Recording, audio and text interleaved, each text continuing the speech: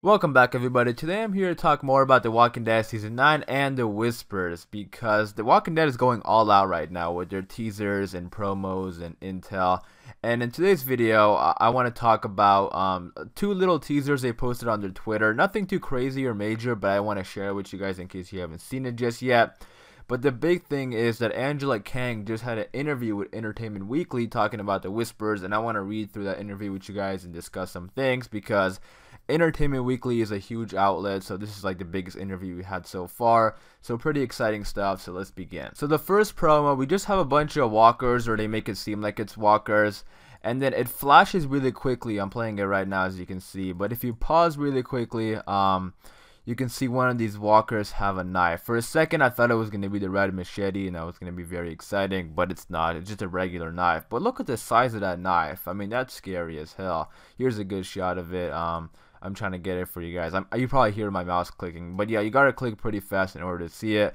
But this is a pretty cool little teaser for the Whispers. It looks like they're gonna be posting these a lot, so it looks like they're putting a lot of effort and thought into the marketing for this half season, because I'm sure they're approaching this probably with their biggest or like they think the Whispers are going to be their biggest and most fascinating group, which I think it is. So that's why I think they're putting a lot of marketing on this. I've never really seen the Walking Dead market, a group or something like this much. But the other one I want to talk about is just this one right here with Alpha. We've seen this before, but in like an image form, but this is just a quick little GIF. Nothing too crazy, like I said, but I still wanted to share it with you guys in case you haven't seen it. So yeah, again, it looks like they're doing like a huge photo shoot or something with all the Whispers, and they're releasing them little by little. So pretty good marketing strategy, but hopefully we get some beta in the future.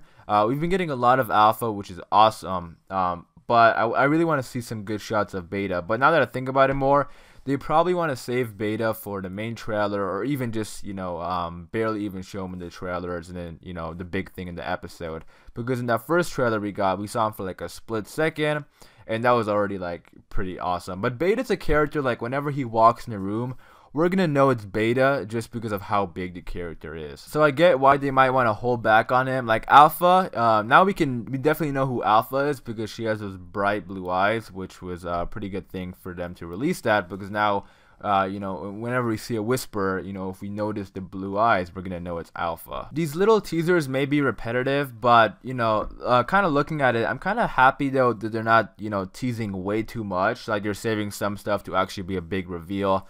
Like, we haven't had a good shot of Alpha, without the mask on, because I know in the TV show, when Alpha takes off her mask, it's going to be like a big moment. So I'm happy they are keeping some stuff, secretive, and, they're going to wait to actually air it on TV rather than just, putting it in a trailer or teaser. All right, moving on. I want to talk more about this interview with Kang with Entertainment Weekly. This just got released today, so I'm sure the interview was very recent, and she said some pretty interesting things. So I'm going to pick out a few questions to read, starting off with this one, when they asked her, so what do you want to say about the villains we met in The Whispers? That is a very, very odd phrase question. I just kind of, I replayed that to myself because I thought I messed something up, but what do you want to say about the villains we met in The Whispers? Why not just ask, what do you want to say about the Whispers? I don't know. I'm overthinking this. But anyways, Kang said, well, the second half of Season 9, we really dive deeper into the story of the Whispers. At the end of the first half, obviously, we get this reveal that these zombies are not evolving and that they are a sort of strange human threat. We'll get to know more about this group and their brutal survival of the fittest philosophy and how that really plays out in horrifying ways. We will get to meet the amazing Samantha Moran as Alpha and Ryan Hurst as Beta, as our heroes are really grappling with how to deal with a threat that's unlike anything they've ever faced with people with such a different philosophy. They're also just trying to figure out how they need to interact with each other in this world as they face more and more problems and challenges related to both this new threat and some of the other obstacles that they face in this world. We'll continue to see the effects that nature has on our people as things start to break down and they deal with the problems that come up as the result of these things. Alright, a couple of things here. First of all, I liked how she brought up the group is going to be dealing with the Whispers, because that's something I'm specifically interested in, because Rick isn't there anymore. And I've talked about this in previous videos, that whenever Rick is there, there's a feeling of safety. Like, whenever they're dealing with villains, we all know Rick is going to step up, Rick is going to be down for the final fight. There's going to be certain things that Rick is going to do that now, since he's not there anymore, I don't know what characters are gonna do what. Like, I don't know who's gonna kill so and so. I don't know who's gonna step up, and that kind of adds like a fresh element to the show. And I really hope they utilize that more by making like secondary characters step up and do interesting things. Because they did say that nobody really is taking Rick's spot. It's gonna be more of like everybody, coming together and working together. So that is interesting to see how this group deals with the Whisperers. The biggest and baddest threat is now they don't have Rick, which is gonna be even worse for them. And I love the part where she says that we're gonna see the effects that nature has on people and things breaking down, because that element has added so much to the show since episode 1. Like, people were using less of guns and riding horses, and their, caution when it comes to gas and stuff like that. Realistic stuff in the zombie apocalypse that the previous seasons didn't really touch on that much. And stuff like that this season has not only made the season feel like the older seasons, but just actually made sense and made it feel like a real zombie apocalypse. Even though a zombie apocalypse never happened, so I don't know why I'm saying a real zombie apocalypse. But if a zombie apocalypse was ever to happen, I would think that, people just can't drive random cars all over the place. They would need to use horses more, which is what they did early on, and they just booked it. So I'm happy they came back to that. Alright, the next question I want to talk about is that they asked her, we've talked before about the Whispers, but not a lot about the leaders, Alpha and Beta. What can you say about those two specifically in terms of what makes them so different and formidable? And her answer was, part of the story will reveal pretty early on in the back half of the season the way that Alpha thinks and the way that she moves about the world. I think what is really interesting about them is that to put on the skin of a dead person and walk around in the world and walk around amidst walkers, that really takes a certain kind of person. She kind of dodged talking about Beta, which is kind of funny. Like I was talking about earlier, I feel like they're keeping Beta more on the wraps. We probably are going to see Beta later on in the season, like towards the end of season 9. And then Beta, or Alpha, like she said here, pretty early on.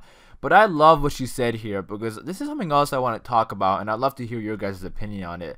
Do you guys think that the Whisperers deserve their own spin-off? I definitely think so. In a world where The Walking Dead is trying to branch out and make movies and spin-offs, the Whisperers, just like Angela Kang said here, are very interesting, and it takes a certain kind of person to skin dead people and walk around, covered in dead, in zombie skin. Like, that takes a certain type of individual with a very, interesting mindset. And the Whisperers are by far the most interesting group I have ever seen in The Walking Dead.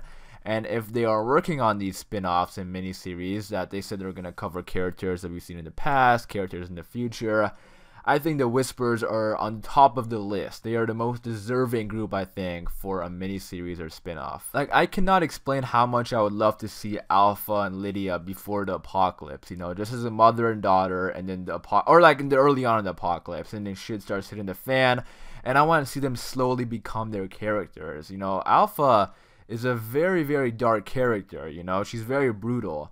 And I want to see, I think it'll be really cool too to see that character transformation from like early on in the apocalypse, seeing Alpha, and then and then coming to the point where we are now, where she's just like an absolute monster. I want to see stuff like that. Like, I think the Whisperers deserve that. Also, now that I'm thinking about this more, wouldn't it be really cool to see like the parallels between Rick and Carl, and then Alpha and Lydia?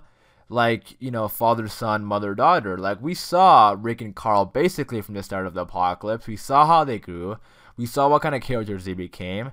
I think it'll be a pretty cool fresh take if we see the same thing with Alpha and Lydia. Like, now obviously not like a full-blown series, but like a mini-series to see how they were in the beginning, and then, how they became the characters they came. What changed during their journey in the apocalypse.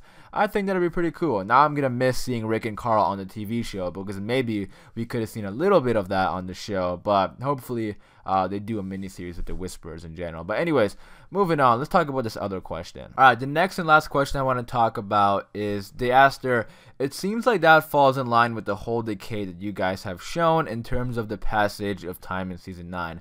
And that was, referring back to, how characters change over time, specifically Alpha and Beta, from the previous question. And then she said, yeah, it really plays well to the overall themes we're exploring this season, just with the world falling apart a little bit more as the days and years pass. are people trying to fight that tide by trying to rebuild, and they're seeing that some people have decided to take completely the opposite track, which is something that gives them pause in moments. They're not a group that can be reasoned with in some of the ways that some of the other villains have been that they've encountered in the past. Alright, I love this because it just reminded me of something I would love to see with the Whisperers. So she's saying that they're a group that you can't reason with, like some of the other villains. And yeah, like Negan, the Governor, Gareth. Those are all like villains that, you know, if you try to propose something, they will listen to you for a few minutes. Even if they didn't agree with you, and they most likely didn't, they will still hear you out. I want to see like the Whisperers just stay completely silent and don't even budge. Like I want to see like a scene where somebody's trying to talk to them and just ignore and just like say I'm sorry, or like we're not gonna go in your community or your territory anymore. And I want to see the Whisperers just like stay silent and have their actions speak for themselves. Maybe even kill somebody. Like I want to see these guys go like full crazy on our group. Like as much as I hate seeing people I like getting killed, I want to see a good ass group of villains, and the Whisperers can bring that. Like some of the other villains in the past, they've had mercy on certain characters. I want to see the Whisperers have none of that, and I really hope they because they've been really hyping it up, you know, making them look scary, and I want to get scared and I want to be terrified of these guys. But anyways, I'm gonna leave it off there. I just wanted to talk about this interview. I didn't read every single question or everything in the article, so if you want to read the whole article, I'll leave it in the description down below. Check it out. Let me know what you think, and then also let me know what you think about the teasers and the whispers and all that. So again, I am gonna wrap it up there. Leave your thoughts and opinions in the comments down below. Hopefully you guys enjoyed the video. If you did, be sure to leave a like rating, and for more Walking Dead content like this, be sure to subscribe, and I'll see you guys later.